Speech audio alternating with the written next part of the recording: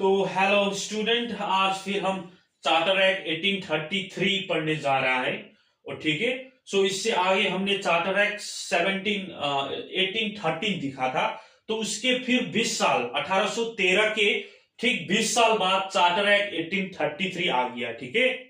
तो 1833 में बहुत इंपॉर्टेंट बात हुआ है।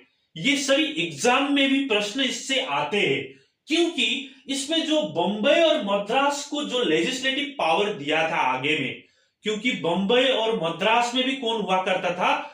गवर्नर हुआ करता था, और उसका अपना ही लेजिस्लेटिव पावर हुआ करता था। लेकिन अब इस एक्ट से डिप्राइव कर दिया। ठीक है। अब मद्रास और बंबई में गवर्नर के पास लेजिस्लेटिव पावर नहीं होगा। वो कहां ट्रांसफर कर दिया? टोटली सेंट्रलाइज कर दिया। और वो ट्रांसफर कर दिया गवर्नर जनरल ऑफ बंगाल के पास। अब गवर्नर जनरल ऑफ बंगाल भी नहीं कहते हैं, अब हम कहते हैं गवर्नर जनरल ऑफ इंडिया। ठीक है ना। इस एक्ट के बाद जो गवर्नर जनरल ऑफ बंगाल हुआ करता था, ठीक है ना, जो 73 में रेगुलेटिंग एक्ट में गवर्नर जनरल ऑफ बंगाल बना दिया था, अब गवर्नर जनरल ऑफ बंगाल नहीं, अब गवर्नर जनरल ऑफ इंडिया हुआ। तो पहले बंदा जो गवर्नर जनरल ऑफ इंडिया हुआ करता था वो लॉर्ड विलियम बेंटिक था। ठीक है ना। ये आदमी क्या था? First governor general of India. और for the first time government of India was created. ठीक है ना। पहली बार गवर्नमेंट ऑफ इंडिया जैसा कुछ, अब भारत जैसा कुछ। पहले तो खाली बंगाल कर आता था ना, खाली बंगाल कहता था, लेकिन अब इंडिया कहने लगा, अब भारत जैसा शब्द आने लगा। और ठीक है ना, for the first time government of India was created. और वो जो गवर्नर जनरल हुआ करता था इंडिया का, उसके पास totally civil and military power होता था। ठीक है।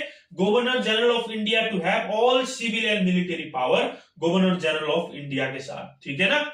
तो अब ईस्ट इंडिया कंपनी जो ट्रेड मोनोपोली पे मोनोपोली कर रहा था, टी में जो मोनोपोली पाया था, अब टी में भी इसको बंद कर दिया। Trade monopoly of east India company totally abolish. अब ट्री ईस्ट इंडिया कंपनी क्या हो गया? एडमिनिस्ट्रेटिव बॉडी खाली हो गया। ठीक है ना। इसका जो कमर्शियल एक्टिविटीज था वो टोटली डिप्राइव कर दिया। ठीक है। तो ये एक्ट के अनुसार जो लॉ बना रहा था उसको अब एक्ट कहते हैं। इससे आगे जो लॉ बना रहा था ब्रिटेन गवर्नमेंट, उसको रेगुलेशन बोलता था ना, रेगुलेटिंग रेगुलेटिंग। लेकिन इस एक्ट के बाद जो लॉ बनाते हैं उसको क्या बोलता है? एक्ट बोलता है। Law made before was regulation, law made under this act are called act. तो अब क्या कर दिया?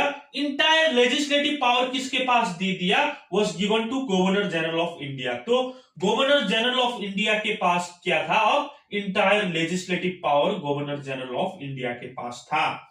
और ईस्ट इंडिया कंपनी क्या हो गया? अब प्योरली एडमिनिस्ट्रेटिव बॉडी हो गया, वो कमर्शियल अब नहीं रहा। और क्या कर दिया इस एक्ट ने? Introduce open competition for civil service. ठीक है। सिविल सर्विस के लिए ओपन कंपटीशन होना चाहिए बोल के इसने प्रस्ताव पास भी कर दिया था, लेकिन वो सफल नहीं हो पाया। क्यों सफल नहीं हो पाया?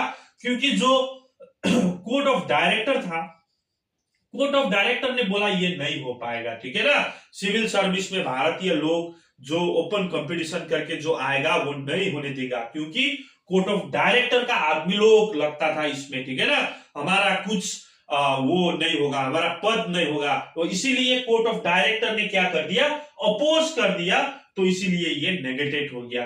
प्रस्ताव तो रखा था, लेकिन प्रस्ताव सफल नहीं हो पाया, क्योंकि कोर्ट ऑफ डायरेक्टर ने इसको अपोज कर दिया। ठीक है। तो यही सारा है act of 1833, charter act of 1833। Bambai और मद्रास का लेजिस्लेटिव पावर छीन दिया, governor general of Bengal governor general of India हो गया, और लॉर्ड विलियम बेंटिक पहले गवर्नर जनरल ऑफ इंडिया हुआ।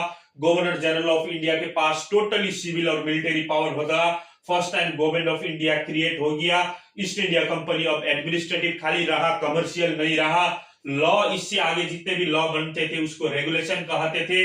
लेकिन जब ये एक्ट के बाद हुआ तो एक्ट बोलने लगे। इंटायर लेजिस्लेटिव पावर जो बम्बई, मद्रास, बंगाल सब गवर्नर जनरल ऑफ इंडिया के पास हो गया।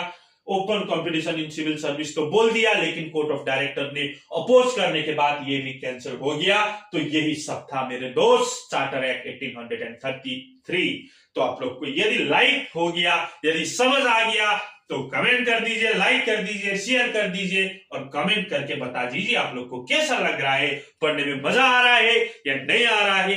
Thank you.